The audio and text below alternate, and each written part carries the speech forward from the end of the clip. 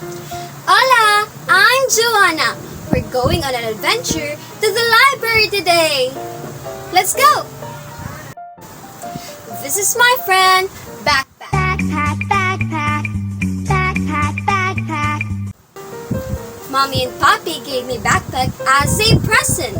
Anything I need, she's got inside for me. Vamonos! Let's get started on our adventure to the library. Hola, Boots! Hi, Joanna. Where are you going? I want to increase my knowledge on our ethics subject by studying at the library. I can help you. Great! We've got to get there fast. What's the quickest way to go to the library? Let's stop and think. If we don't know which way to go, do you know who can we ask for help? When there's a place we want to go, map is the one we need to know. There's a map in my new backpack. If there's a place you gotta go, I'm the one you need to know. I'm the map. I'm the map, I'm the map. If there's a place you gotta get, I can get you there, I bet. I'm the map.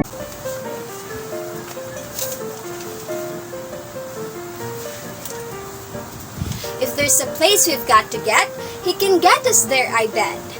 Now, I need your help. Can you check the map and find the quickest way to go to the library? You'll have to click on the map. Click on the map.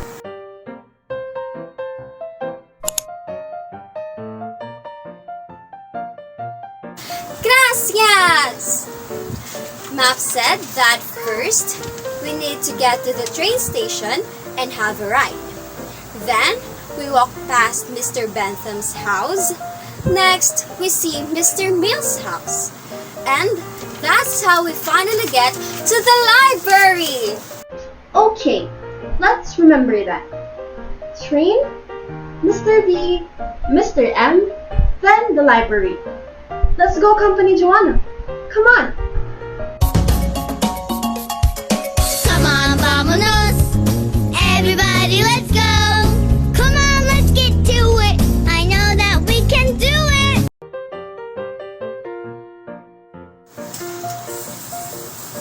Look! We're already at the train station. But it says that the only way to enter is to provide our knowledge about utilitarianism? What's that? Will you help me, Boots? Of course, utilitarianism is a system of ethics that emphasizes the consequences of actions. It is an ethical theory where it is considered as morally virtuous if and only if it possesses greater happiness to many people with less dejection. And the happier the result to the majority, the more it's considered as goodness. Utilitarianism is also consequentialist, and that means the consequences of the results determine the usefulness of certain actions. Lastly, utilitarianism values pleasure and happiness. Once a certain action promotes happiness to the majority, then it is considered as the greater good. With what you said, I think we can apply this on a scenario where you are the doctor of 5 severe diabetes patients. The only thing that can save them is through the injection of insulin. However, if you only have 4 doses of insulin, then one patient needs to be sacrificed, and only 4 will be able to survive. By applying the theory of utilitarianism, you will choose the 4 patients instead of 1 for the reason that it gives greater happiness than saving only 1 person.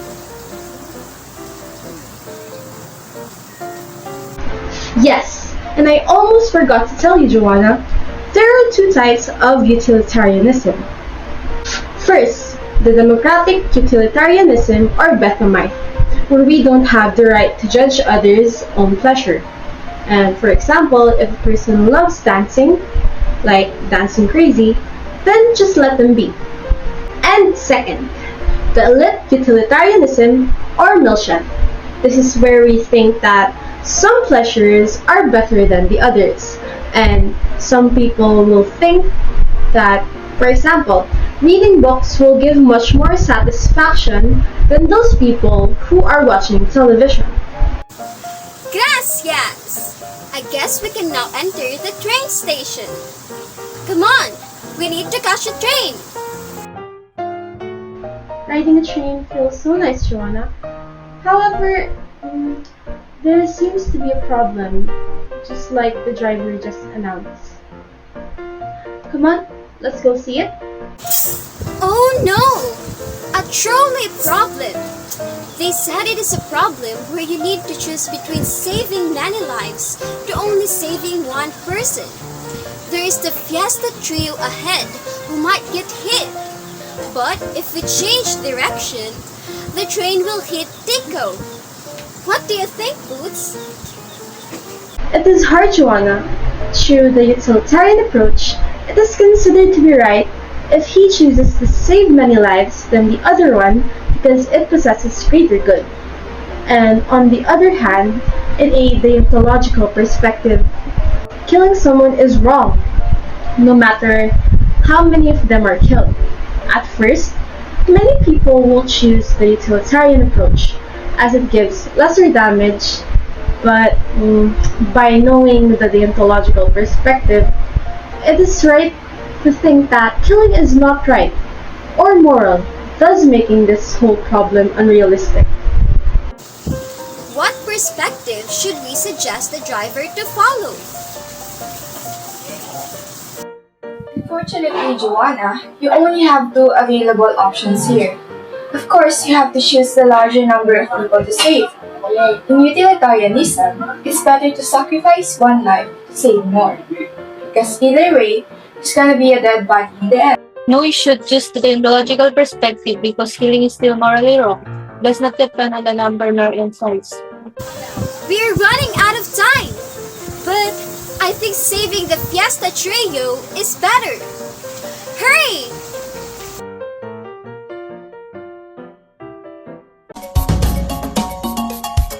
Come on, vámonos! Everybody, let's go! Come on, let's get to it! I know that we can do it! I feel so guilty about what happened to people, but we are here now at Mr. Bentham's house. Come on, let's go, guys. Hi, Mr. Bentham! I'm not quite familiar with you. Can I get to know you before we continue on our adventure?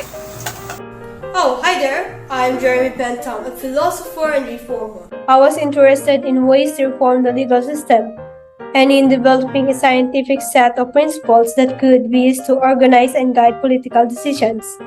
I use the theory of modern utilitarianism, and in fact, I was considered to be the father of utilitarianism. You see, utilitarianism is a moral theory that discusses what is right and wrong, as well as how people and institutions should act and make decisions based on these concepts. Mr. Bentham, we still don't know if you really made the right choice in earlier trolley problem. We chose the Fiesta trio over Tico. What do you say about that? Well, I believe in the principle of utility and of the greatest happiness, which states that all behavior should be aimed at producing the greatest utility. We should act always so as to produce the greatest good for the greatest number. Utility is basically wellness or happiness, and its ultimate goal of behavior is to achieve well-being or happiness. So in that sense, utilitarianism provides us a feeling of direction for what we should do and what decisions we should make. The principle of the greatest happiness states that any act should always attempt to generate the greatest happiness for the greatest number of people. You understand that, right? Another important idea is that an action is only judged solely on its consequences and not on its intention. The radical aspect of utilitarianism is that it only considers the effects of actions. Therefore, an action is desirable if it results in more joy than suffering, and if a behavior causes more suffering than joy, it is wrong. Is your behavior more pleasurable for you than painful? If so, you both did the correct thing. Other than if it makes you happy, there is nothing else you need to be concerned about.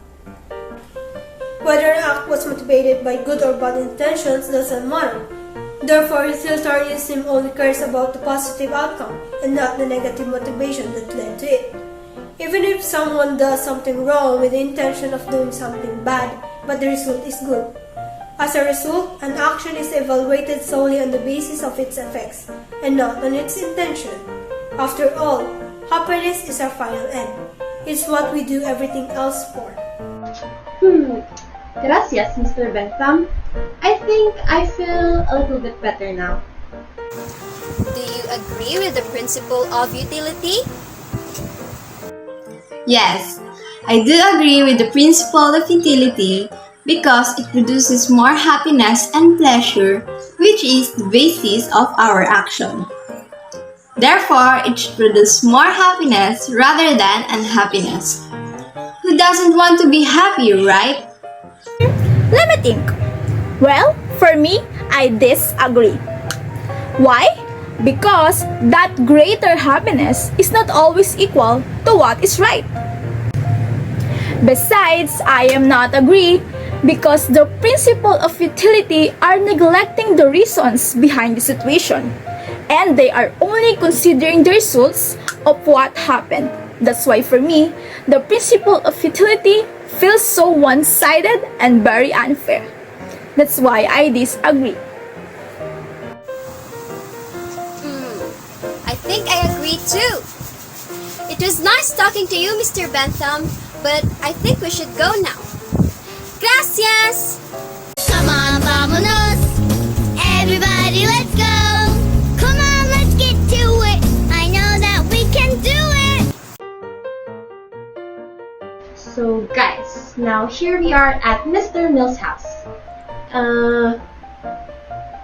Hi, Mr. Mill? Hi, Boots. Hi, Joanna. Hola, Mr. Mill. Are you new in this town?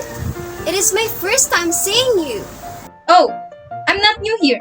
It's also the first time I've seen a young person traveling on their own with an animal. Come on in. I'll share you with the greatest number principle and some personal details. Don't forget to tell your friends about it, okay? To everyone's knowledge, my name is John Stuart Mill. My ethical theory is thoroughly developed in my classic text, Utilitarianism. It aims to defend the utilitarian principle as the foundation of morality. Utilitarianism, also known as classical utilitarianism. In each given scenario, you should select the action that creates the greatest good for the greatest number. According to this idea, deeds are right in proportion to how much they serve to advance general happiness. I therefore pay more attention to the results of my actions than to moral or ethical principles of it. In order to prove the concept of utility, activities are right in proportion to the tendency they have to cause happiness, wrong in proportion to the tendency they have to produce the opposite of happiness. By pleasure and the absence of suffering, happiness is meant by pain and the deprivation of pleasure and happiness. Simply put, the best actions are those that brings joys and ease the pain. But is it appropriate to reduce the meaning of life to whether a particular activity causes more pain or pleasure? A person can decide between two options based on the quality of their various pleasures. Can we also get your opinion regarding the train station issue earlier, where we chose to save Fiesta Trio over Dico? In the perspective of the principle of the greatest number, you are aware that utilitarianism cannot result in selfish behavior, right? It can't just be about us. It's not just about our pleasure or satisfaction.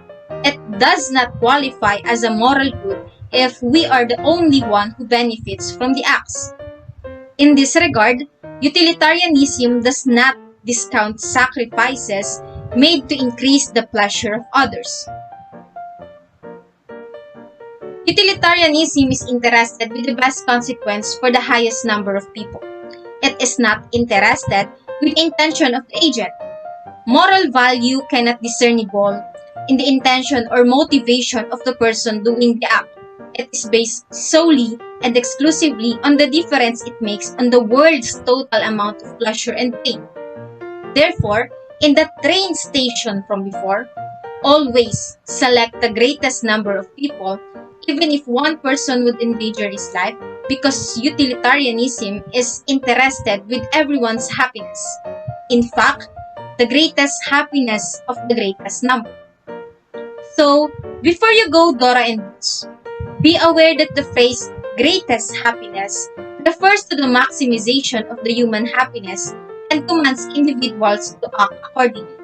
However, the phrase of the greatest happiness refers to a distributive principle, which calls on people to conduct in a way that will spread happiness as widely as possible. Do you agree with the principle of the greatest number? I agree with the principle of greatest number. By choosing it, it will cause lesser damage and possess greater happiness. So please choose the principle of greatest number. I disagree.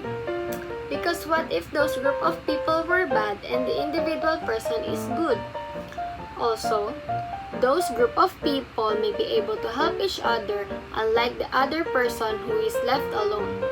So, this leads me on disagreeing with the principle of the greatest number. Ooh, we also thought of choosing the greatest number earlier. Now, we'll get going. Gracias, Mr. Mill. We are now past the train station, Mr. Bentham's house, and Mr. Mill's house. Train, Mr. B, Mr. M, what's next? That's right, the library! Come on, vámonos! Everybody, let's go! Come on, let's get to it! I know that we can do it! Oh, look, Joanna, there's the library. Let's go inside. What book are you looking for? I need to find the book of justice and moral rights. Wait, I heard something. Do you see Swiper the fox? Right behind us? Swiper, no swiping! Swiper, no swiping! Swiper, no swiping! Hey, you're too late. Is this what you're looking for? You'll never find the books anymore. Do you see where the book is? Is it on our right? On our left? Right behind us? Oh, they say it's on our left. There, Joanna. There it is. Go, go. Oh, man! Now I got the book! Gracias! Now, let's read about justice and moral rights. It says here that a right is justifiable on utilitarian principles inasmuch as they produce an overall happiness that is greater than the unhappiness resulting from their implementation. Oh, Mr. Mill is also here. He creates a distinction between legal rights and their justification. He points out that when legal rights are not morally justified in accordance with the greatest happiness principle, then these rights need neither be observed nor be respected. This is like saying that there are instances when the law is not morally justified, in this case even objectionable. Mr. Mill's moral rights and considerations of justice are not absolute, but are only justified by their consequences to promote the greater good of the greatest number. This is good! We learned a lot of new information for my ethics subject. We now know that utilitarians believe that the purpose of morality is to make life better by increasing the amount of good things in the world and decreasing the amount of bad things.